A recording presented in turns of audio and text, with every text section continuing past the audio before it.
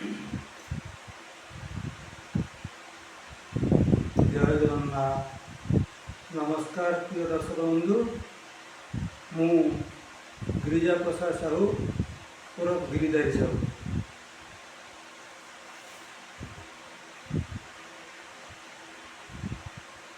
आपण मानकु मोर निवेदन यही वीडियोटी शेष पर्यंत देखंतु।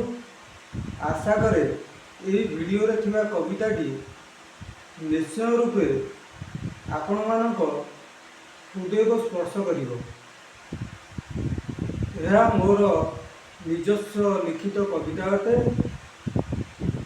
जदि आपण मानक भल लगे निश्चित रूपे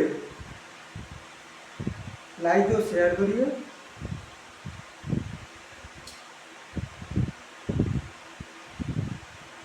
एकमात्र लक्ष्य यह सरकार दृष्टिगोचर हो,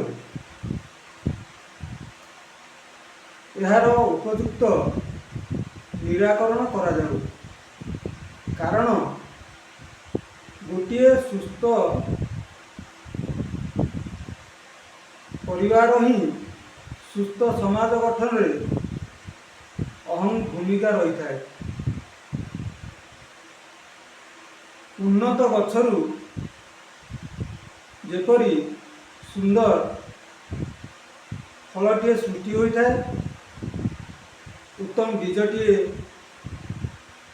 संगृहित करा जाए, ठीक से ही करी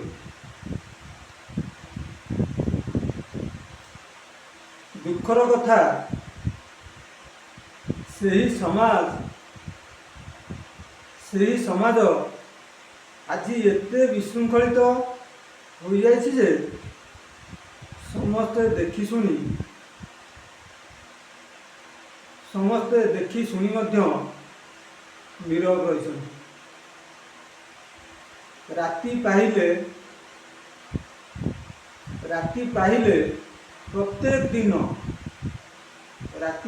प्रत्येक दिन शह खबर आपण शुणुए।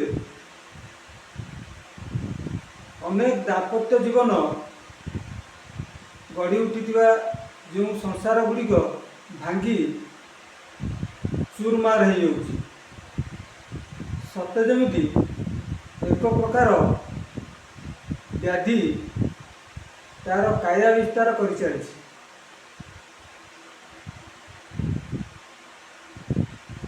तेणु आसतु सर्वप्रथम कविताटी पढ़ी नवा।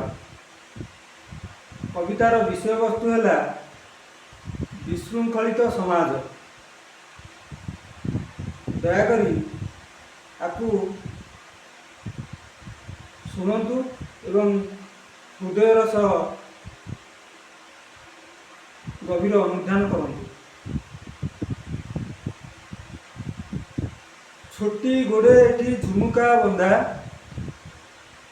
छोटी गोड़े एठी झुमुका बंधा, काणी टाणु अछि कजल टणा। छोटी गोड़े एठी झुमुका बंधा, काणी टाणु अछि कजल टणा। चंदा शलार फुटाणी बेसी, चंदा शलार फुटाणी बेसी। समय आसुची रह पुओ जड़ पड़िबो खसी।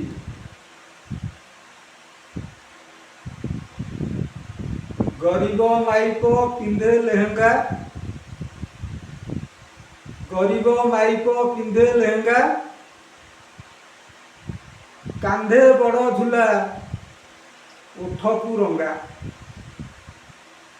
कांधे बड़ झूला उठकू रंगा। पर घरे झाड़ू नित्य बेउसा, पर घरे झाड़ू नित्य बेउसा। स्वामी हतादर, स्वामी हतादर, घरे बनुअछि निजे घइटा।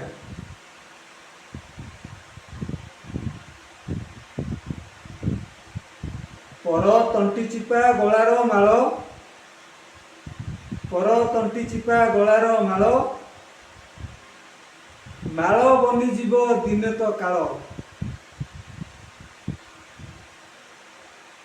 ଯେଉଁ ଆଶା ପାଇଁ କୁତ୍ସିତ ଗୁଣ,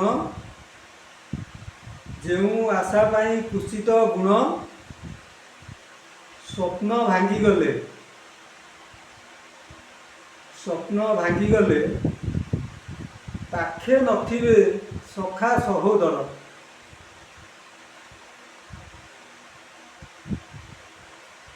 ବାପ ଘର ମୁହେ ଦେଖଇ ସ୍ୱପ୍ନ, ବାପ ଘର ମୁହେ ଦେଖଇ ସ୍ୱପ୍ନ, ନିଜ କୁଡ଼ିଆଟା ଲାଗଇ ପର, ନିଜ କୁଡ଼ିଆଟା ଲାଗଇ ପର।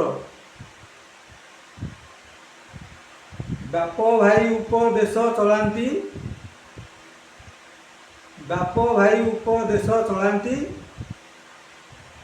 ଘର ଭାଙ୍ଗିଗଲେ, ଘର ଭାଙ୍ଗିଗଲେ ଗଭର୍ଣ୍ଣମେଣ୍ଟ ଯୋଜନା କିପାଇଁ ଅଛି?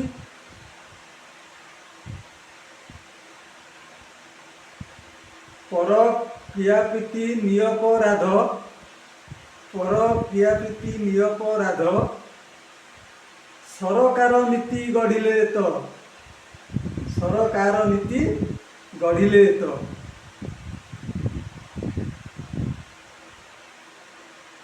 ପର ପ୍ରିୟାପ୍ରୀତି ଅଢ଼େଇ ଦିନ, ପର ପ୍ରିୟାପ୍ରୀତି ଅଢ଼େଇ ଦିନ, ନିରସ ଫୁଲଟି, ନିରସ ଫୁଲଟି, ରଙ୍ଗ ମଉଳିଲେ ହୋଇବ ତୁଚ୍ଛ।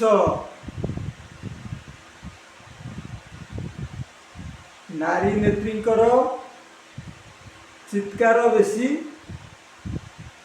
ନାରୀ ନେତ୍ରୀଙ୍କର ଚିତ୍କାର ବେଶୀ, ନାରୀ ଅବହେଳା ସୁରକ୍ଷା ଦାବି, ନାରୀ ନେତ୍ରୀଙ୍କର ଚିତ୍କାର ବେଶୀ, ନାରୀ ସୁରକ୍ଷା, ନାରୀ ଅବହେଳା ସୁରକ୍ଷା ଦାବି। ବିସ୍କୁଟ ମିଡ଼ିଆ ଚାମଚାଗିରି, ବସ୍ତ୍ରର ଅଭାବ, ନାରୀ ହୋଇଲେଣି ଉଲଗ୍ନ ଆସି।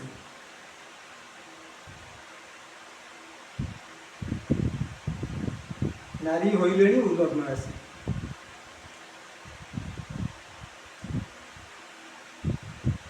ମାଇପ ଧମକ କଟୁତା ବାଣୀ, ମାଇପ ଧମକ କଟୁତା ବାଣୀ, ଘଇତା ଅଭାବ ନାହିଁ ବଜାରେ, ବିବାହ ସମ୍ପର୍କ ହଜିଗଲାଣି। ମାଇପ ଧମକ କଟୁତା ବାଣୀ, ଘଇତା ଅଭାବ ନାହିଁ ବଜାରେ, ବିବାହ ସମ୍ପର୍କ ହଜିଗଲାଣି। ଅନାଥ ପିଲାଟି, ଅନାଥ ପିଲାଟି, ଖୋଜୁଛି ବାପ ମା କିଏ ସେ ତାରି, ଖୋଜୁଛି ବାପ ମା କିଏ ସେ ତାରି।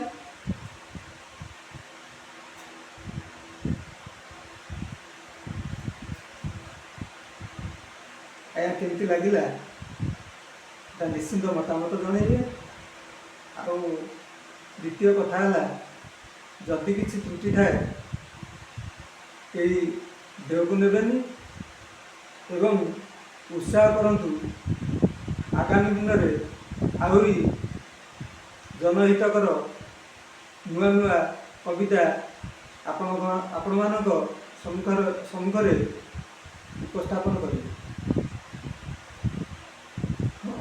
ଆଉ ଗୋଟେ କଥା ଲକ୍ଷ୍ୟ ରଖନ୍ତୁ ଦର୍ଶକ ବନ୍ଧୁ,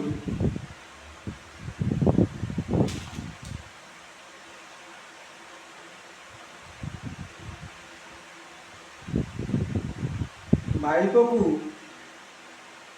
ଘଇତା ଅଭାବ ନାହିଁ କି ଘଇତାକୁ ମାଇପ ଅଭାବ ନାହିଁ,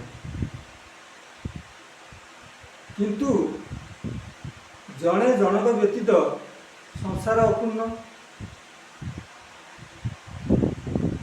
ଏକଥା ତ ସମସ୍ତେ ଭୁଲିଗଲେ। ବିଚରା ଜନ୍ମିତ ସନ୍ତାନଟିର ପରିଚୟ କ'ଣ?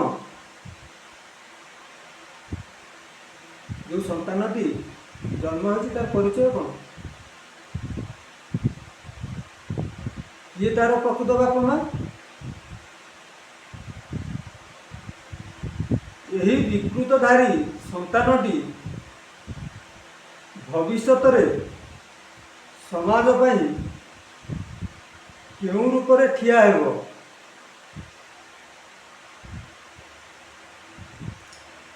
ଏହି କଥା କେହି କେବେ ଚିନ୍ତା କରିନାହାନ୍ତି। ଏହାର ଉଚିତ ନିବାରଣ ନହେଲେ ଆସନ୍ତା ଭବିଷ୍ୟତ ଘୋର ଅନ୍ଧକାରମୟ ସୁନିଶ୍ଚିତ। ଆଉ ଗୋଟେ କଥା ଆଜ୍ଞା, এই କବିତାଟିରେ ଯେଉଁ ଚନ୍ଦାଶଳା ଶବ୍ଦଟି ପ୍ରୟୋଗ ହୋଇଛି, ଦୟାକରି କେହି ଦେହକୁ ନେବେନି। ଏହାର ବ୍ୟାପକ ଅର୍ଥ ରହିଛି। ଚନ୍ଦା ବୋଇଲେ ବିଶେଷତଃ ଜ୍ଞାନୀ ଲୋକମାନଙ୍କୁ ବୁଝାଇଥାଏ। ତେଣୁ ସମ୍ମାନର ସହିତ ଜ୍ଞାନୀର ସମ୍ବୋଧନ କରିଛି। କିନ୍ତୁ ଆଉ ଗୋଟିଏ କଥା, ଭଉଣୀ ଭିଣେଇ ଘର ଭିତରେ ଯଦି କୌଣସି ଅପ୍ରୀତିକର କଳହ ଭଲମନ୍ଦ ଝଗଡ଼ା ହେଲା, এটা ବେଳିଆ କୋଣରେ ଶଳା ଆଜ୍ଞା ଆସି ମୁଣ୍ଡ ପୁରେଇଥାଏ। ଏ କଥାଟି ସତ୍ୟ କଥା। କିନ୍ତୁ ଦୁର୍ଭାଗ୍ୟବଶତଃ ଆଜିକାଲି ତ ସମସ୍ତ ଶଳା ହେଇଗଲେ। କାହିଁକିନା ସେ ଥାର୍ଡ଼ ପର୍ସନ ହଉ ବା ଏକ୍ସ ୱାଇ ଜେଡ୍ ଯିଏ ବି ହଉ, ଅଦର ଯେ କେହି ବି ଗୋଟେ ପରିବାରର ଝଗଡ଼ା ଭିତରେ ମୁଣ୍ଡ ପୁରାଏ, ସେ କ'ଣ ଆଜ୍ଞା ଶଳାଠୁ କମ୍? ତେଣୁ ଏହି ଅର୍ଥରେ ଚଣ୍ଡାଶଳା ଅର୍ଥଟି ପ୍ରୟୋଗ ହୋଇଛି, ଚଣ୍ଡାଶଳା ଶବ୍ଦଟି ପ୍ରୟୋଗ ହୋଇଛି। ଆଶା କରେ ଏହା କେହି ଦେହକୁ ନେବେନି। ଆଉ ଯଦି କିଛି ଦୋଷ ତ୍ରୁଟି ଥିବ, ଦୟାକରି କ୍ଷମା କରିବେ। ଏତିକିରେ ବିଦାୟ ନେଉଛି। ଜୟ ଜଗନ୍ନାଥ।